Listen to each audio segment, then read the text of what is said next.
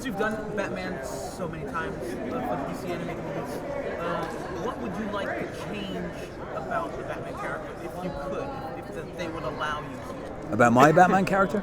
Yes. Because I look at all these different Batman versions as very, very separate. You know, I mean, they all have their own kind of similar origin stories, but where they go after that is very, very different. You know, I mean, you don't, like, for example, in the live action movies, he's not a father. You know, he doesn't have a history with Talia. I mean, we don't quite know. Do we know if this like Ben Affleck's Batman was trained by Ra's al Ghul? We don't know yet. We don't know. We don't know yet. So, I mean, I think there's plenty of time for all these, plenty of room and time for all of these different versions of Batman. But you know, I'm partial to my own. It's the only one I think where he's a father and has that back history with Talia and Ra's al Ghul as Damian.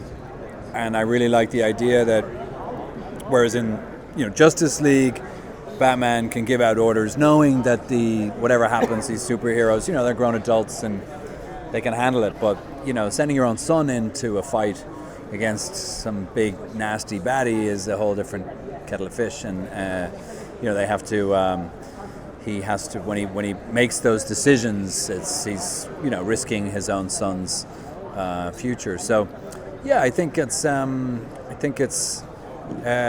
like this version of Batman, and I think it's really fun to explore as an actor more than anything else. And what's it like being a director of like other vigilantes and also being a director of S.H.I.E.L.D.?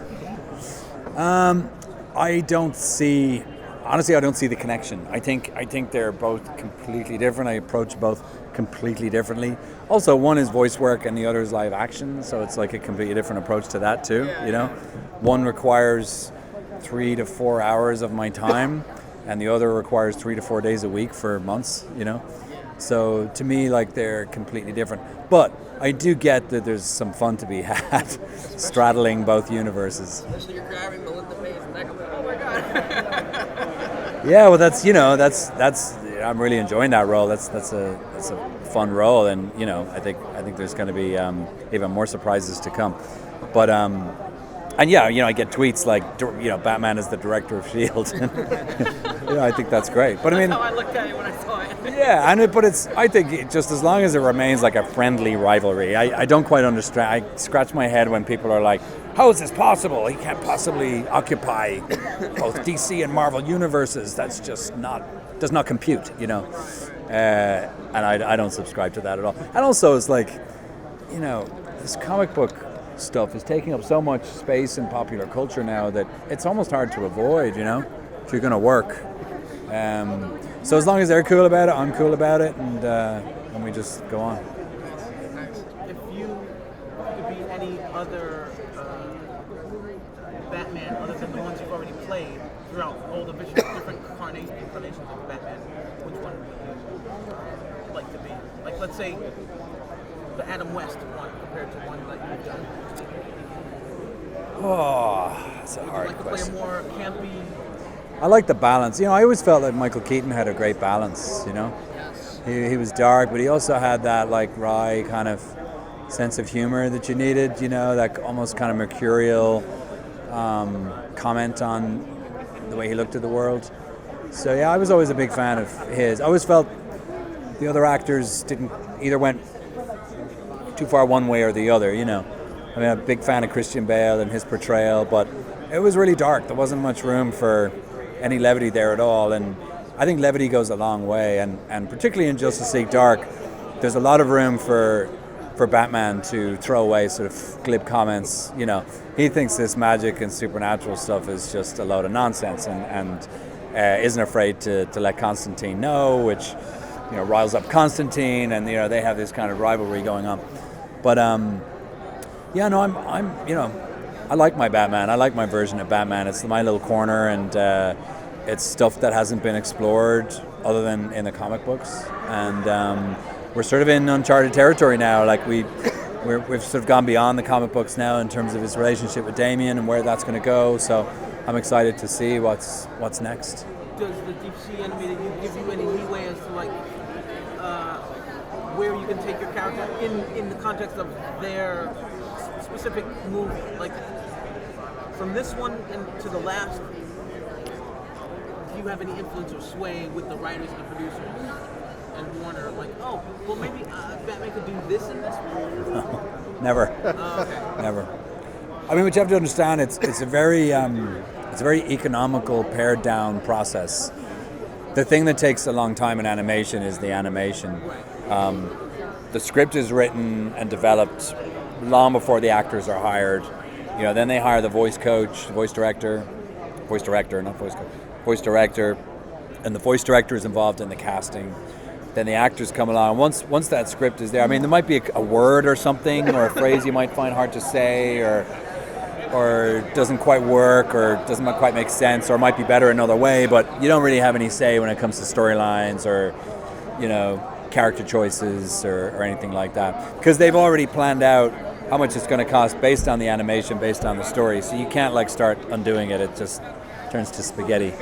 And they have a very strict deadline they have to make. A lot of this stuff is sent out foreign places.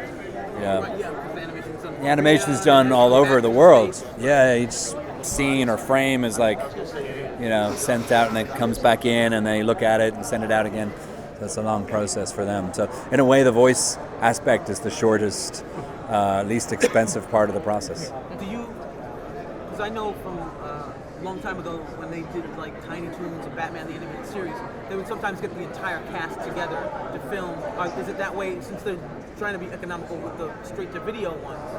Do they get you guys in separate, individually, and you record by yourself, or do they get the whole cast together to do a big read? We very rarely do a big read together, and I think that's got a lot to do, probably with budget, but probably also with availability, Right, because you're doing two things at once. Right, and not just me, Matt's a busy guy, and there's a bunch of other really seasoned professional voice actors on this who are doing other voice acting jobs, so it's hard to get everyone in the room at the same time. In fact, I only met Matt Ryan for the first time 4 hours ago, so you've known him for as long, probably longer than I have. So Fight with them? no, I did. That's a little early.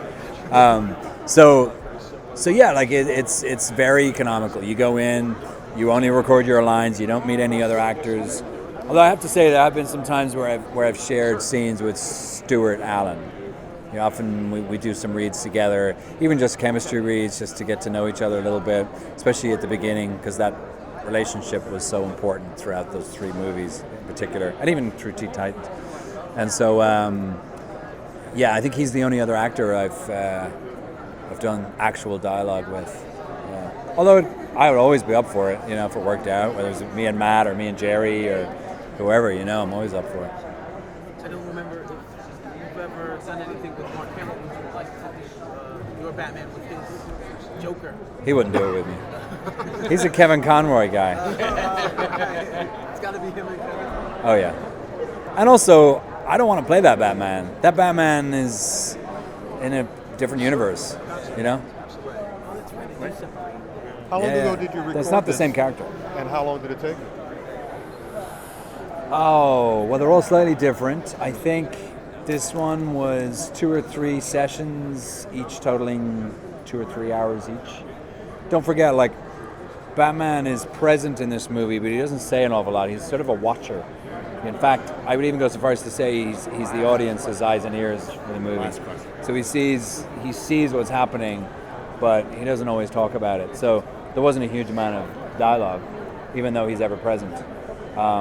So you go in for the main dialogue, then you go back maybe to do fight noises, which is a whole thing unto itself, and then you might go back and do ADR if they've changed a bit of dialogue or if they want to clean something up or think something could be better.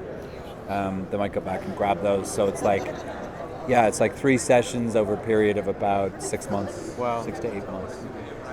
But it's in terms of time, it's not that much. Yeah. But, you have to prepare, you have to pull on all of your things you've learned, and it's a bit like a 100-meter sprint. It's it's only 10 seconds, but those 10 seconds count. Yeah. When when you're recording Batman, does Batman stay with you during those weeks of recording? Do you find yourself being very dad-like to Stewart, like when you have to deal with him on set? Yeah, I mean, again, we don't have that much interaction, but my son and Stuart and his parents and his sister, we've been to like Disneyland a couple of times and got to know each other that way as well. They're a lovely family, and I'm a dad myself to a boy who's not a trained killer, ninja, assassin, but he's pretty. He's pretty hard-headed.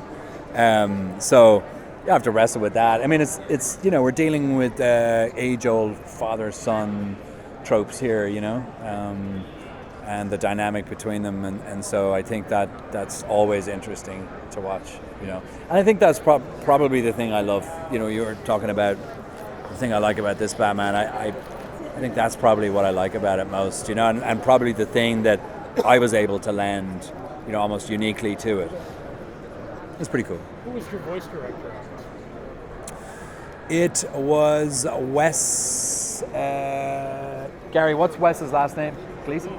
I thought it was Gleason, and I thought that sounds too Irish. Wes Gleason was the voice director on this. Yeah. I really hope they do more of your Batman with Damien, because I think there's some gold tonight.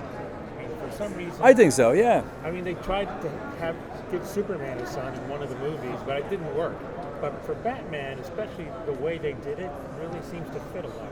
Yeah, and I think we've evolved from Damien being that kind of like, cheeky, cranky, annoying kid to a character we've actually kind of started to invest in. And, he's been humiliated a couple of times. He's been taught many lessons, and we've seen him like grow up through it. And also don't forget, Stewart himself has actually matured through that series. So you actually, see an evolution and hear an evolution in his voice. Which I think is pretty cool and kind of unique to this series, Yeah. Hope they keep doing it. Me too. We good? Okay, sure. I'll throw one in there. Go until Gary moves us on. Concept about possibly doing like a Death of the Family animated movie or like a Hush animated movie, and if like somehow Kevin Conroy cannot. If Kevin Conroy's unavailable. Right. Like if he just so happens to not be available, would you step up to the plate? I honestly feel like it's his territory. I feel like they're almost different characters. I just if it's a Batman that doesn't have this very specific kind of journey and experience, then it's not my Batman. I wouldn't know what to do with it. I wouldn't know where to approach it. If it was a Dark Knight, if it was, I prefer to work alone. That kind of dark, the Arkham Origins, Arkham story, video game story Batman. I love watching that guy, but I don't know how to play him. I have no experience playing him. Is there a big rivalry between you and Kevin Conroy? Do you just walk up to each other saying, "I'm Batman"? No, I'm Batman. No, I'm Batman. Listen, he's a master. I would never pretend in his company. Although the first time I met him, I've told the story before. He choked me. He was like literally like, ah, and I think it was in jest. Like I think he was kidding. I still don't know to this day. Oh, you're the new Batman. So it was pretty funny. But it clearly, look, I mean, The Killing Joke was a huge smash hit for Warner Brothers in DC. So clearly, I haven't stolen any of his thunder. I think they've heard enough.